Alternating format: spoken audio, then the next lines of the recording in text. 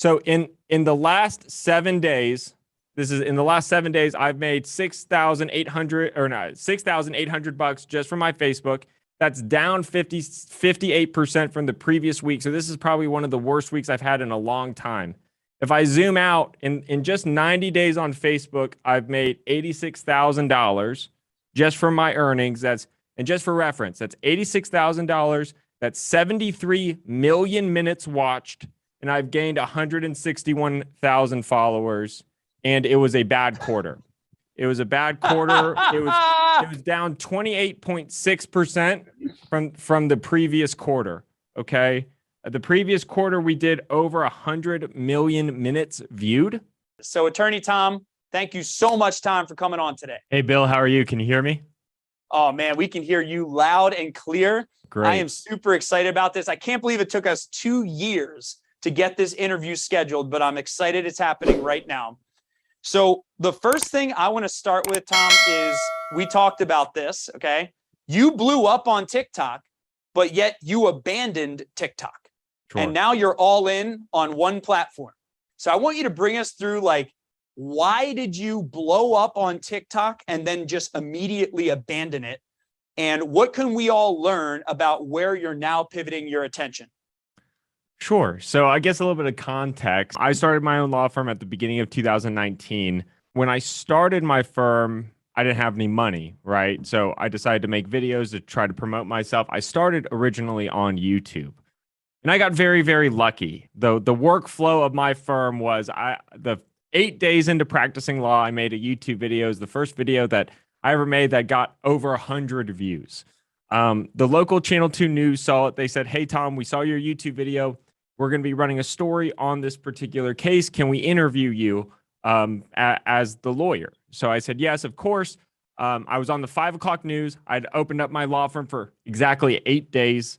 It said Tommy Kirker, personal injury lawyer. At 5:45, my office phone rang. It said, "Mr. Kirker, I saw you on the news. My 18-year-old son was just killed by an 18-wheeler." That was an indirect way. I landed a huge case, which totally bankrolled my firm.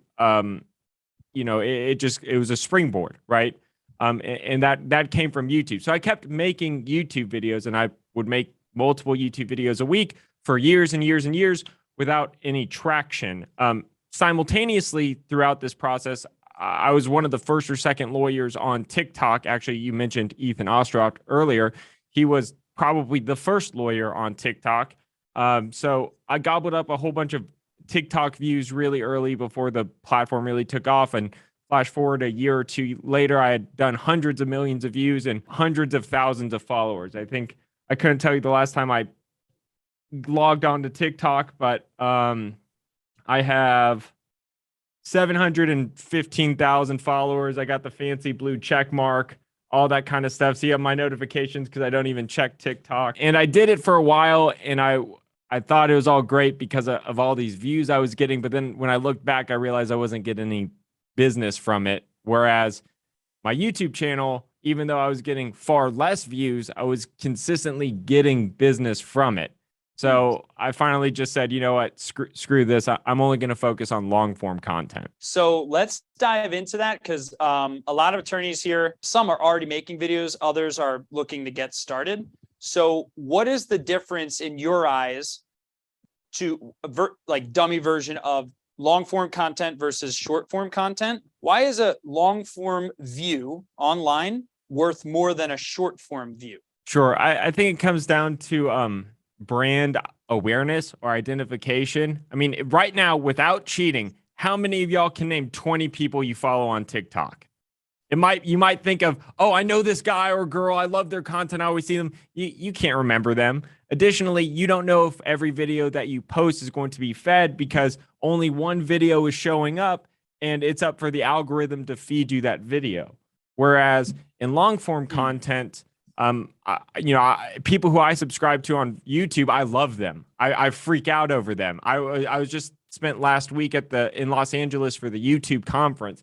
And I met people that I watch all of their videos, and I was a total fanboy over them, that identity. And I can just speak from my personal experience getting hundreds of millions of views on TikTok. The views are essentially not worthless, might be the wrong word, but your goal for short form content should be a feeder to long form content because it is not a feeder to cases, at least in my experience. Okay. So what he's saying is if you get one, a micro view on TikTok, the goal is not the micro view. The goal is to push them to your YouTube, push them to something longer. So do we want to go deeper into that, Tom? Like, how do you go through that process? Yeah, well, to be honest, for me personally, and actually I was literally working on this earlier. I have not posted, but I haven't posted a short form video in about a year. I know a lot of people are really big into short form, and they're going all into it, and I think that is to a degree smart. And I'm trying to get my team up to those that process level, and we're going to be repurposing a lot of my long form content just because I have hundreds of hours of it by this point. You can do long form content without short form content and still be fine, kind of what I'm doing now, but you cannot be doing short form content without long form content. If you are not making long form content, then your conversions are basically going to be non-existent. And I'm comfortable with saying that if anybody is here on this call who might have 100,000 followers on TikTok or Instagram or whatever, or they might get a video that goes viral and they get 1 million views. Well, what do you have to show for that? I would be willing to bet that a lot of people here think that like, wow, like I'm getting all this traction on social media. When does the business come? And that's exactly how I felt. And then I realized, hey, I made an hour and 20-minute long video going over the latest Roundup trial, and the video is boring as shit, and it makes me cringe watching it because I made it when I only had a webcam to make videos, and I did the editing myself. But I got 7 Roundup cases from that. 7 applicable Roundup cases, because if you're going to watch an hour and 20 minutes of some terrible produced, boring legal content, you probably have a case. So there are just a lot of things that we've learned and identified along the way.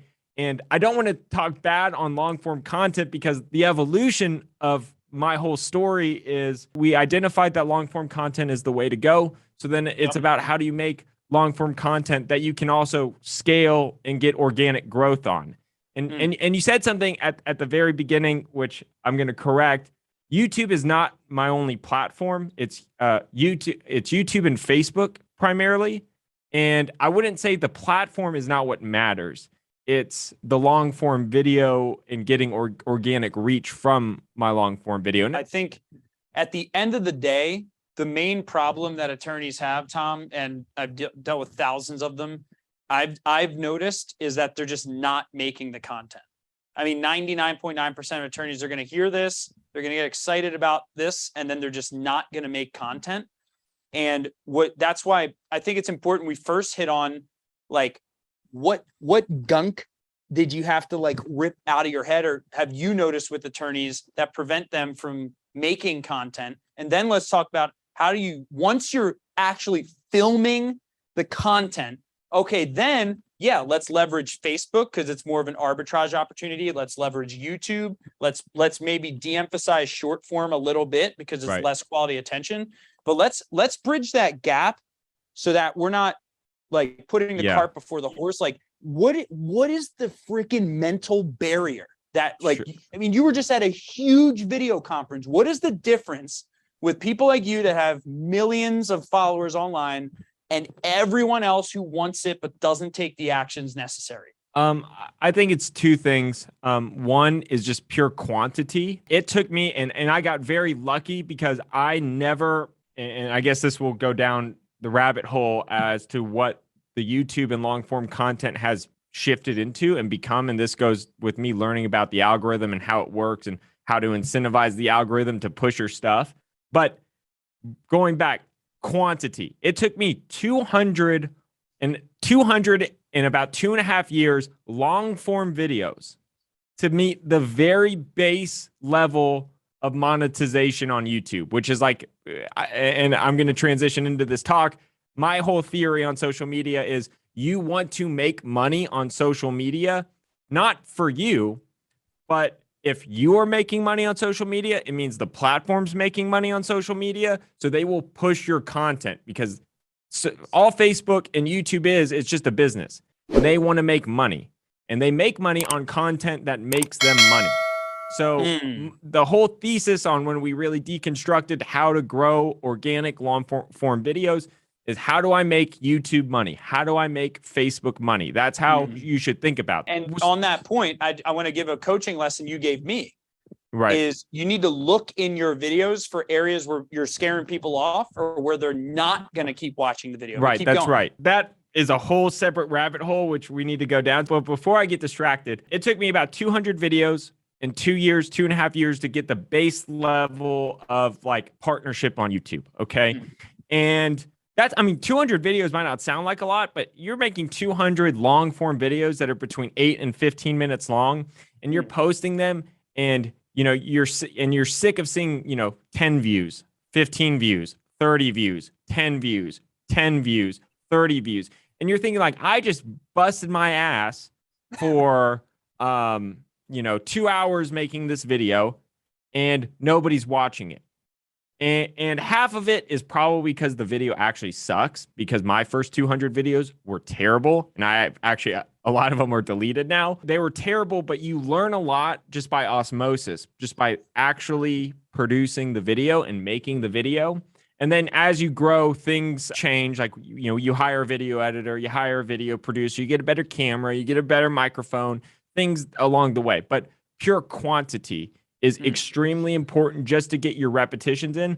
I persevered through that 200 video process because I never tried to be a YouTuber. I was just thinking, if I could get one case like that case I signed up 8 days into practicing law a year, it pays for itself, right?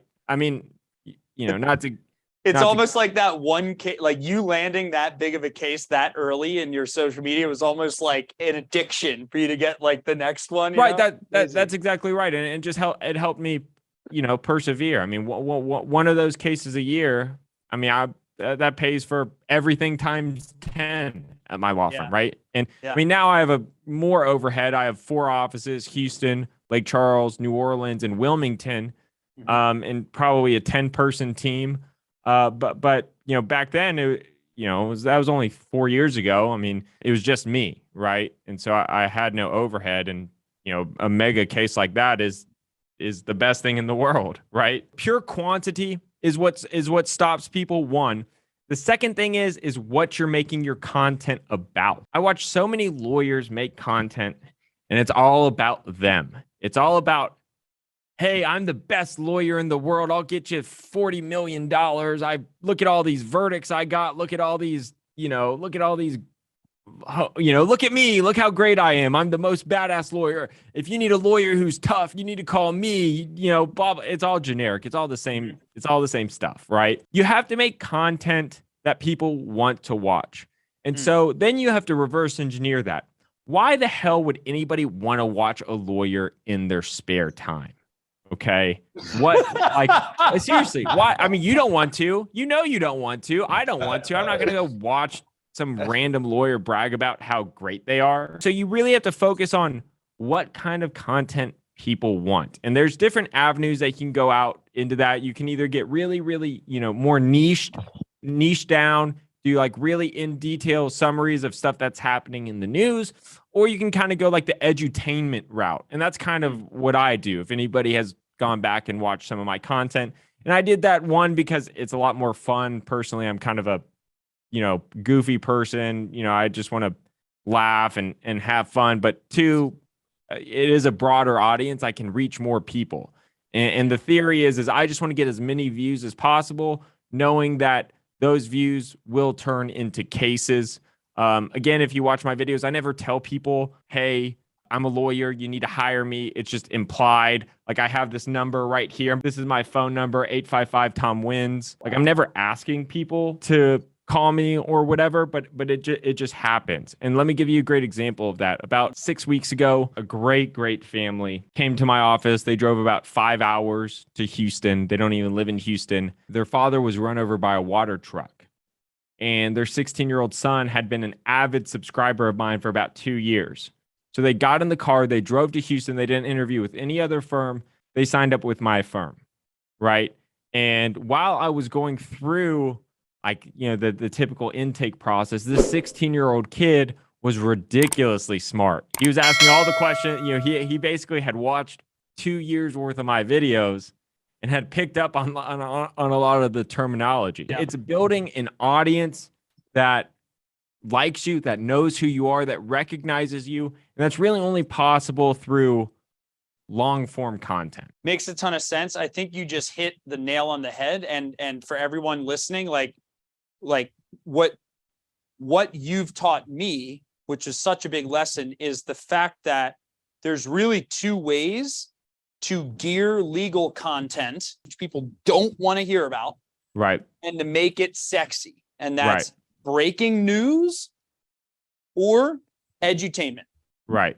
That's right. And there's a mix, like, okay, there's probably a middle one, which is like direct intent, where it's like, okay, I actually need to know pros and cons of putting together a will or something like that. Okay, that's an educational video about a search related topic, Right. that you can provide value, which is not edutainment or news. It's more like direct intent. Right. And that's the slowest way to grow, because it's not sexy. It's a slow evergreen content piece that'll take a long time to rank and build views unless you have a following, right? That's right. That's right. And so that content is valuable. Vital. It's vitally important, because if you go get intention, then you can right. channel people to your level of expertise, right? Right. That's right. But you have to get the attention first. Yes. And I think a lot of people go about getting the intention the wrong way. Yeah. That is so gold. Okay, so you got to get the attention. I'm taking notes on this. Got to get the attention first, and then drive them to your valuable content. Okay, so now let's go into YouTube and Facebook. Yep. I know you really want to talk about Facebook, because this is something nobody is talking about. Yep. So what's working right now on YouTube and what's working right now on Facebook? The beauty of this is once you figure out how long form videos work, it's basically the same thing across all platforms. So if you watch my Facebook videos, they're just tailored versions of my YouTube videos. Now, the algorithms are different on Facebook and YouTube, and they have different needs or requirements. So sometimes we'll like chop up a video differently. We film with the intent for YouTube, and then we redistribute it, and we'll like re-edit it for Facebook. But for me, and hopefully for all the lawyers on the call, you don't have to do that. Like at this point, I have 3 people on my content team, and we film one video, and we can get a YouTube video and a Facebook video out of it. And what we're trying to do is then now get short form content out of that as well, without me having to do extra work, right? But it's all about repurposing. But I don't even want to go into repurposing the short form videos, because I think there's everybody in the world is going after short form videos, and y'all can learn about that literally anywhere else. I want to stick on long form content, because I think it's infinitely more valuable, and there is a way to organically get attention and scale it. And that comes back to the thesis of y'all should be trying to make money on social media. And let me just throw out some numbers. I was just at the YouTube conference last week in LA. Let me preface this. If anybody's watched a YouTube video and a commercial has come up on the YouTube video, the way it works, it's a 60-40 split, just like a contingency fee. 60%, if that ad costs $1 to be placed there, 60 cents of it will go to whoever made that video. 40 cents of it will go to YouTube. Okay. So the more views you are getting, the more money you're going to make. And of course, that assumes that you've hit the baseline partner program at YouTube. If you just start an account now, you won't be eligible to make money. But this is just assuming that you hit the very baseline threshold. Okay. So it's a 60-40 split. Over the last 36 months, over the last 3 years, YouTube has paid its video creators $50 billion with a B. They have paid $50 billion over the last 3 years. And they don't care, because if we're getting paid $50 billion, that means they made $40 billion or whatever the equivalent is that they just put in their pocket. I mean, there's serious money on YouTube. So And you have to think about YouTube as a business. So YouTube, they want to make money. How do they make money? They make money by getting people to watch content. Okay. The more content they watch, the more ads they get to serve up. So how does YouTube determine whose videos to push? They determine whose videos to push solely. The number one metric they look at is retention. Okay. If somebody clicks on your video, how far on average do they get through that video? Do they finish that video? Do they, if it's a 10-minute video, do they watch 30 seconds of it, get bored and click off? Or do they watch all 10 minutes of it and watch another video? Because they have metrics that show the higher a video's retention is, the more likely it is that somebody clicks on the next video. And if somebody clicks on the next video, they get to serve another ad. So they want to make money. So if you get out there and your first 100 videos are probably going to suck, because mine totally sucked, and people watch them and they get bored and they click off, then YouTube flags that as not a good video, because you just ended their customer session and they're not making any more money from that session. However, if you make a video that people want to watch through to the end and then click on another video, YouTube goes, wow, this is a great video because we made money on it and they watched another video, which we were making more money on. And it's percentage. So for example, like I was told by someone else it was watch time. So that would mean that if it's a 1 hour video and someone watches 8 minutes of it, even if that's 8% of the 1 hour or whatever, right? But that's not the case. That's incorrect. Percentage. No, they look at, so what Bill's talking about is, let me give you two hypotheticals. You have an hour-long video, okay? You have an hour-long video and the average person watches 30 minutes of it. That's a 50% watch retention video because they are watching 30 of the 60 minutes, okay?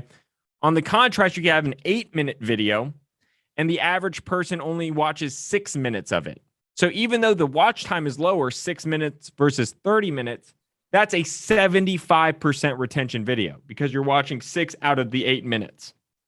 Now, if you have two things equal, like if I have an hour-long video and an 8-minute-long video, and both the retentions are at 75%, well, YouTube's going to favor the longer video. But until you can get your percentage retention up, you shouldn't worry about watch time. You should worry about percentage.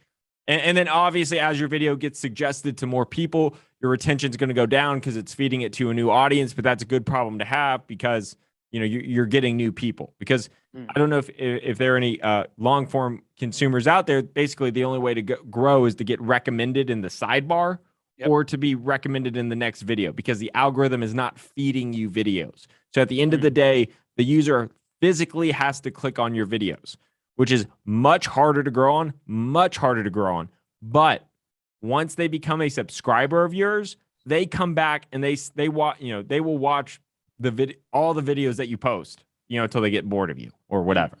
So it's much harder to gain the traction, but once you get the traction, it's a game changer. The Amish have a saying: a fence that goes up fast falls down fast. Right. So that's similar with breaking news, right? It's also similar with shorts, right? So people could go build their entire following on breaking news content, and then you're literally addicting your audience to you becoming a news channel, essentially.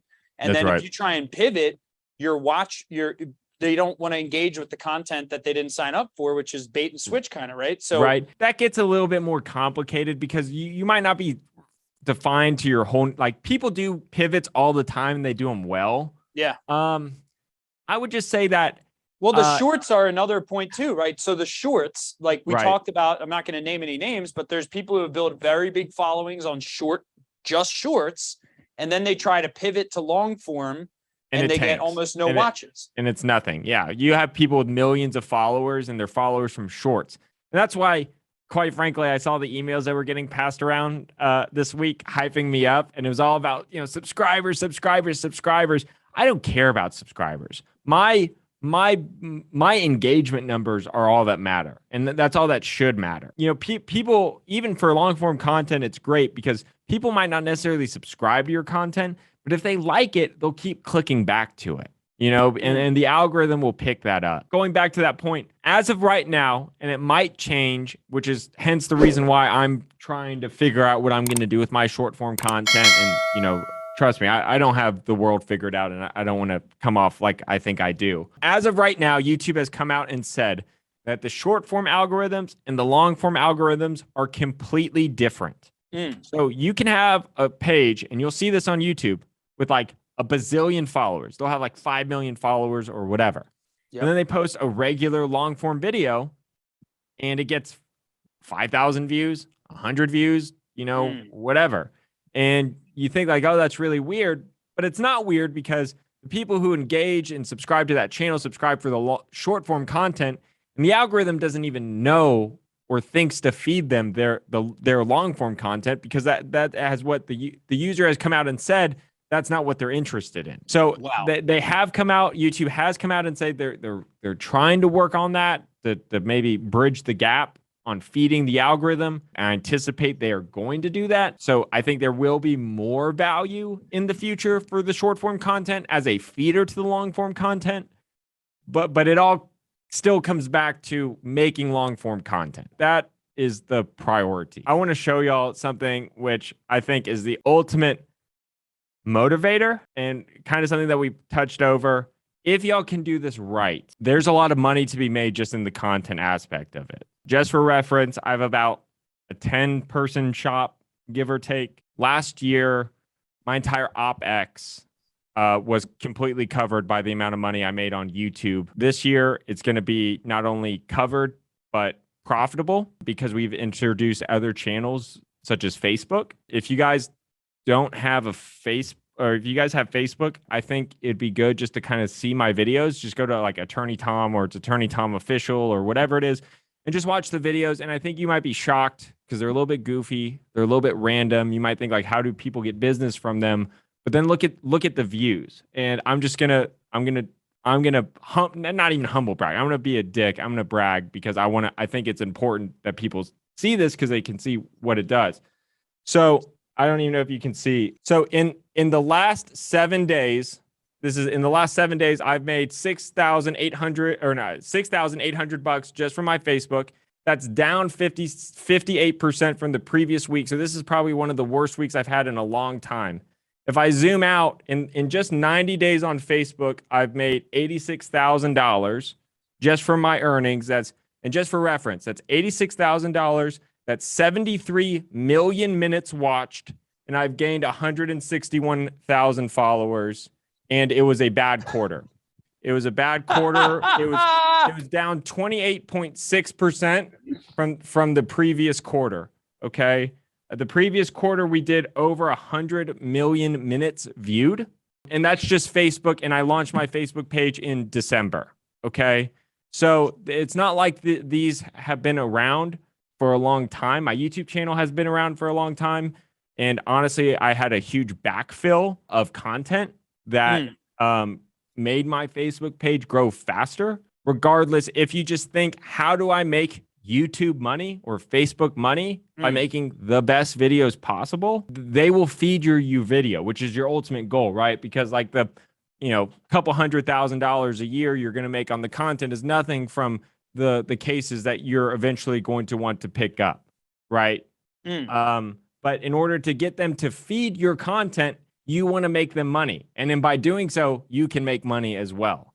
So that is like, and every lawyer who I tell them that, they really like to hear that, right? Because obviously we're all in business to make money. So why not make money while advertising for yourself, essentially, right? You're getting paid to promote yourself. Tom, I really appreciate your time and energy here. We definitely got to collaborate more. So we got to figure out a way to bring more value to the legal industry, because I feel like you're one of the best kept secrets right now. So we'll follow up after this. I'm going to bribe Tom. I'm going to do whatever it takes to collaborate with Tom to bring his wisdom to the legal industry.